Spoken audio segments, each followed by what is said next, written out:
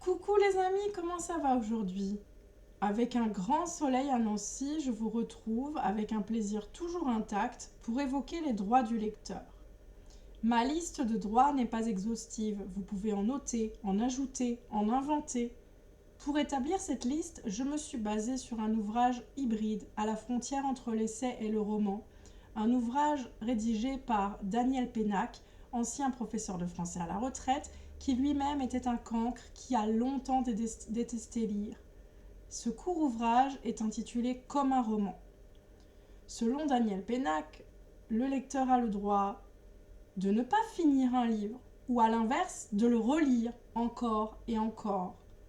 Il a le droit de le transmettre, c'est-à-dire de le prêter, de l'offrir, de le donner, d'en parler autour de lui encore et encore, de l'analyser, de le commenter. Il a le droit de l'annoter, de gribouiller dedans, d'en surligner quelques passages. Il a le droit de s'en inspirer, mais bien entendu, pas de le plagier. Il a le droit de s'endormir dessus. Il a le droit de lire n'importe où et n'importe quand. Dans les transports, dans de la famille, chez des amis, sur un lieu de travail, chez soi. Il a le droit de lire n'importe quoi. Pour rappel, la lecture est un acte libre et personnalisé.